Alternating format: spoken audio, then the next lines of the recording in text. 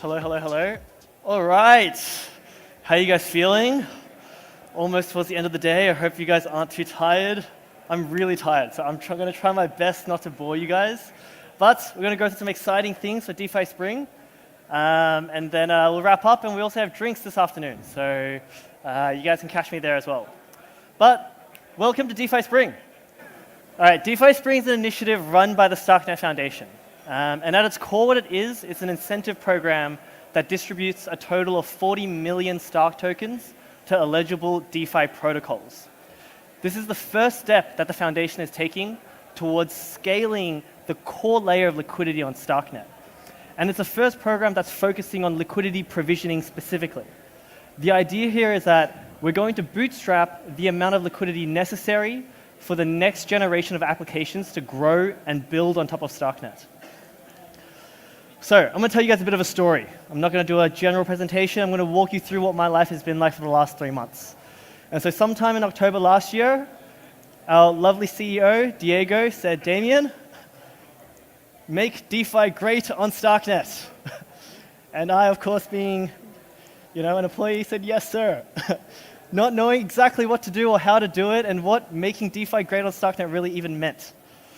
And so I was paired up with these excellent titans, like literally the leaders within our industry, within our sector, CEOs of some of the biggest applications on Starknet, and we set out with one singular goal, to make DeFi great on Starknet.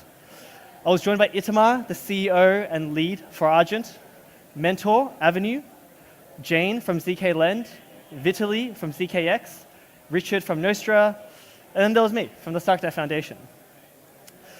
And we announced this blog post in November. You can see there, November 9th, 2023, we announced the coming out of the DeFi committee. And then no more than 3 months later, we came out with our detailed plan and the execution and start of DeFi Spring. So 3 months to iterate on a $40 million budget, or 40 million Stark budget, was an extremely tight timeline. And I want to sort of paint a picture for why we had to go this quickly and what the status really was on Starknet at the time. So this is the TVL of Starknet today. It's great, it's got this nice big jump at the end, but I'm going to focus on this period first, right? This is from July until the start of 2024, January 2024. And July specifically because the network had this huge upgrade at that time. 12th of July 2023, the network went through V0.12, or what we called it, quantum leap. The network saw transaction times of 2.5 seconds. We had a max recorded step count of 288,000 steps per second. We had a max recorded transaction per second of 54.33. At the time on L2s, it was amazing. And even till this day, it is amazing. But this was the activity for Starknet post that announcement. We were at about 17.8 million in TVL. And then we reached this 40 million-esque space by the 25th of September. And then we were just in this lull. From September to January, we were hovering around this $37 million TVL range, and we couldn't really understand why. The network was ready. We had the throughput, we had the speed, we had the apps, but we just didn't really have the activity. So the last point here is volumes are also relatively stable. So not much was growing. So what was the real problem, right? The real problem that we were trying to figure out and we were trying to explore was around how thin liquidity was. And to sort of put this in frame about why this is a problem, right? Liquidity for DeFi is like the foundations of a house. You can't build your house on weak foundations. DeFi applications can't build on thin liquidity, right? If you're a borrow-lend market and you're lending out USD by taking an ETH collateral and the price of ETH drops and now you have all of this ETH that is worth less than the money you've lent out, you're going to have bad debt. And you need to sell that debt so you can recoup your principal, earn your interest, and then you're good to go and you do it again for the next chap that comes along. But on Starknet, that was really difficult. This is a screenshot that was taken by one of our Hacker House projects on November in 2023. So this is maybe 2 months after the DeFi committee was already founded. On the left here, you see a Binance transaction, right? $1 million. I spend $1 million to buy ETH on Binance. I get $999,935,000 worth of Ethereum, right? I lose $64. I'm spending $1 million, I'll lose $64, it's fine.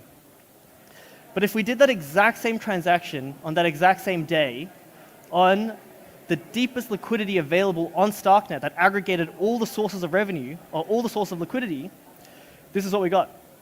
You'll get $932,000 back in Ethereum, right? That's a slippage of close to $70,000. Imagine paying $70,000 for a trade, right? Imagine being a money market and needing to sell off your bad debt and losing $70,000 there. Or imagine being an institutional fund and you're bringing in boatloads of money to park it into safe, stable yield, or you want to degen into some random shitcoins because you're a whale, right? And you're paying this amount in slippage. It wasn't sustainable. And what it was an ecosystem that needed to change this specific aspect. Okay, so you lose about 32 ETH in that trade. I went a little bit through why this was important, right? And how does this really get fixed? TVL on AMMs, specifically on blockchains, is correlated in some way, depending on what style the AMM is, to the amount of liquidity available in that ecosystem. You're trading through an AMM, the amount of capital in that AMM determines how much you can trade, which determines how much size can go through, which determines how much size the market can absorb on the chain, and what people can use when they're building their own applications, and what traders can use when they're trading. And so that's precisely why we spent 3 months to get to market. We knew that something had to happen. The network was in a place that was ready, and it needed a program like Starknet DeFi Spring, which I'll go into right now. So phase 1, DeFi Spring research. Let's go. We analyzed about 10 different ecosystems for how they scaled their TVL. I personally spoke to about 40 plus builders. We surveyed the entire ecosystem. We spoke with 3 quantitative research firms that do this professionally for other ecosystems. And I produced the majority of a 43-page report that we had to present to the board to get this program approved. And this took all of my Christmas and all of my New Year's, but it was approved relatively quickly, so that actually made me pretty happy. The hardest part after the approval was actually implementing the program design, right? There are so many ways you could scale liquidity on a blockchain. You can use Arbitrum's short-term incentive proposal style, or their long-term incentive proposal style. You could do Optimism's OP summer campaign. You could do Sui's incentive program, which they've had running since about, I believe, February last year. Or you could do Blast's lock TVL for point system, right? All of these achieve the same goals, but all of these implement a different methodology, they have different efficacy, and they have different levels of coordination and involvement and things that you have to have in place. So, then I had some new discussions, right? On the right is Starknet DeFi founders, and on the left is me. And it's me being like, hey, do you like this idea? And it's them being like, hey, your idea sucks. And every program, every protocol, they have their own interests, right? They want this, another one wants this. A slight change in the methodology with this variable increases the allocation to this person.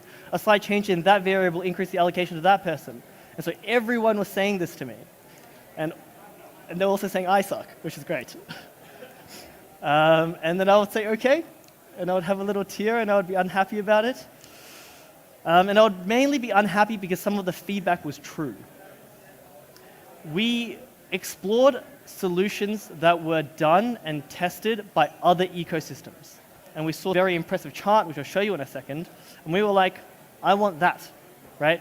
We said, give me TVL, I give you incentives. Simple trade. And this was what they got for that trade, right? They started in mid-July, and we're a little bit further from there now, and they're a bit higher, but they've done very, very well. But this is the problem with a design like that, a design that only prioritizes TVL, and a design that treats all deposits into AMMs the same as another deposit into an AMM. So you guys should be familiar with the Uniswap V2 curve, right? Relatively standard. And then there's a Uniswap V3 curve, relatively standard. If you guys don't know, V3 is practically V2, except you can concentrate it within a range. So within a point of liquidity, you can have more liquidity within that range. So it's more efficient, right? And the problem with doing a SWI-like program or a TVL-only-like program, even though it's extremely simple and even though people like it and even though people get money, is that liquidity on curves goes towards both ends of infinity, right? If I put $1,000 into an ETH USDC pool on Uni V2, that $1,000 is spread across the entire curve. And so, realistically, the productive TVL that we actually want, the TVL, the liquidity that matters to the borrow-lend people I talked about, to the whales I talked about, to anyone that genuinely uses the chain, is within this tight range, right? Let's say maybe ETH 1,000 to 7,000, 8,000, depending on how well this bull run goes, right? But it doesn't go up to like 1 million, and it doesn't go down to like 40 cents, right? And so these ranges never get hit. So why should these ranges get incentives? And it's the same with V3. V3, we have this exact same range where liquidity is productive. And then if we do a raw TVL deposit equals incentives design, people put liquidity here, you know? They say, I'll put it at ETH equals $10,000. Maybe a bit higher. Maybe ETH equals $50,000. And they put it here. ETH equals $5. Or they put it there. ETH equals 5 cents. The problem is, any design you come up with will be gamed.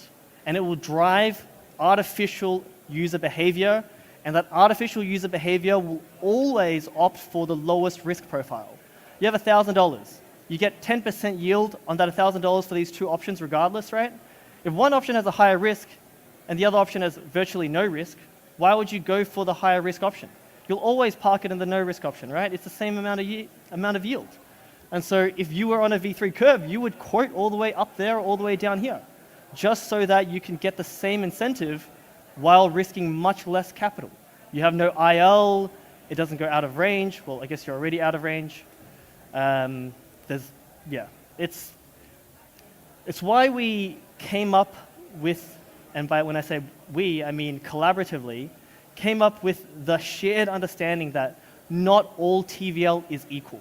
And not all TVL that adds to the absolute figure of TVL on DeFi Llama, etc., actually means your DeFi ecosystem is healthy or your DeFi ecosystem is in a place that's ready for the next wave of innovation. So what happens if we actually went with that other style, right?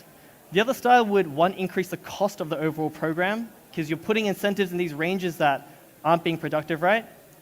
But two, it punishes users that are actually putting liquidity at risk, right?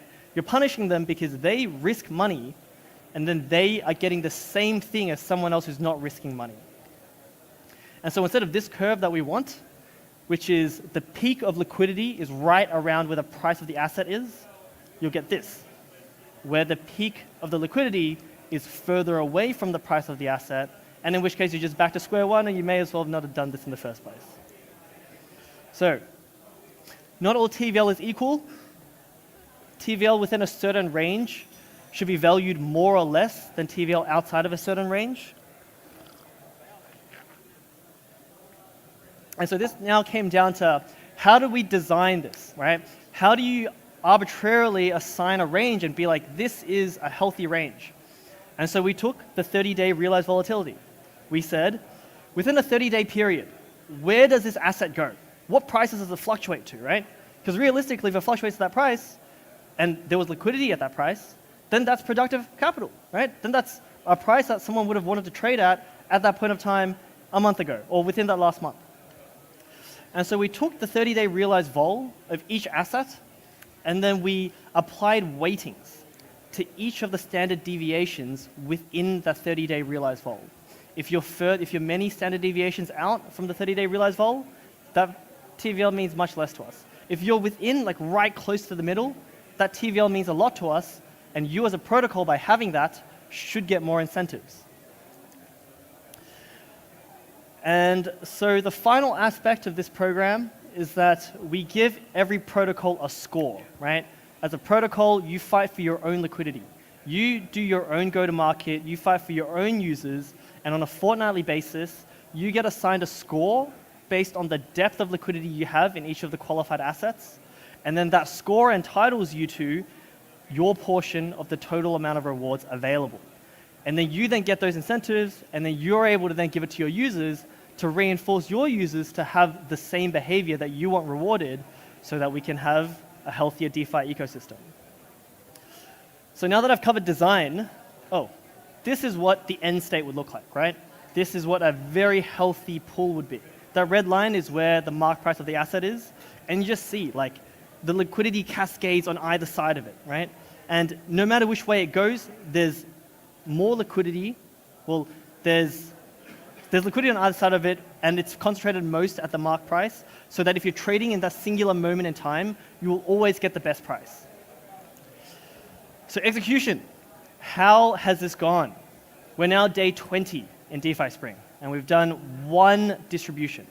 We've handed out 600,000 in Stark. That's all we've given so far. I already mentioned this.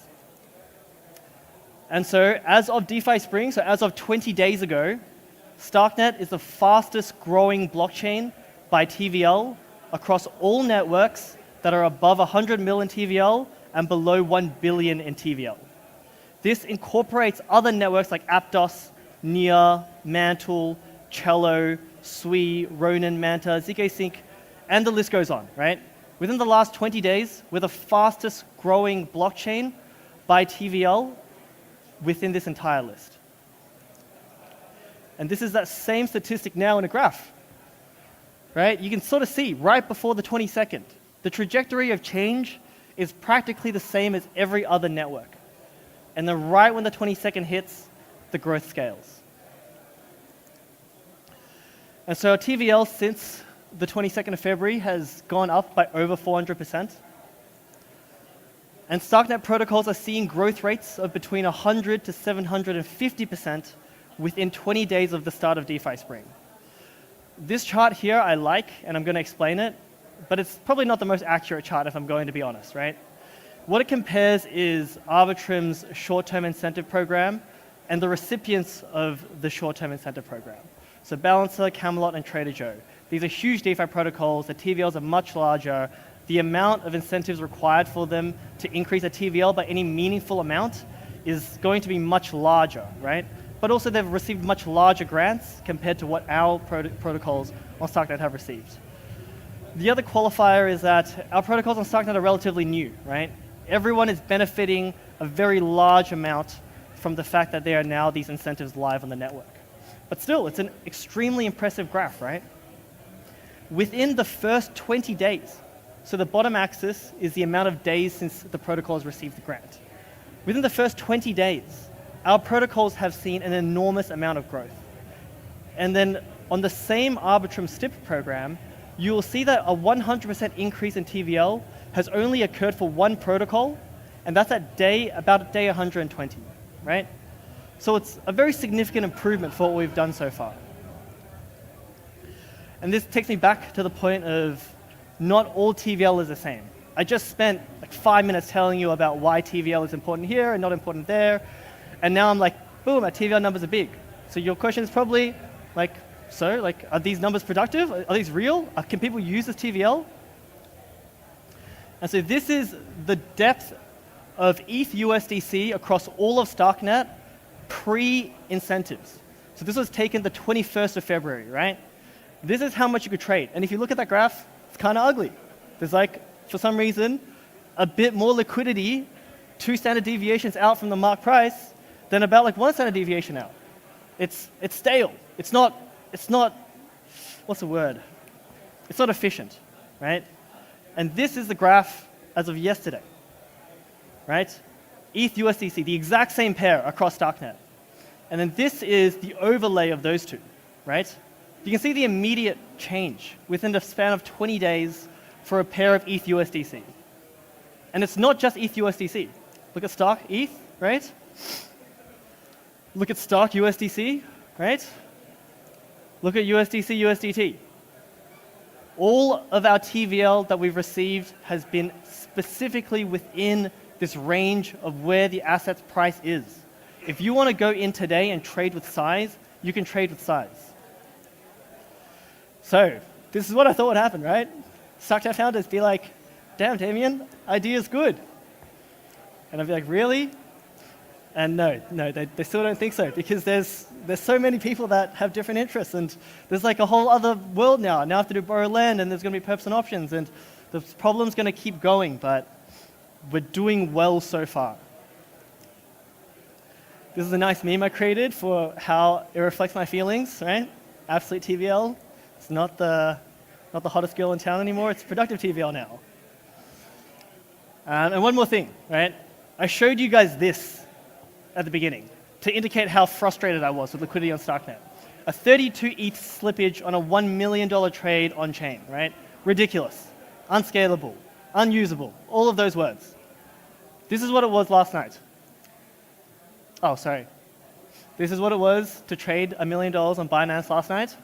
You get 249 ETH, right? 249.2875 ETH.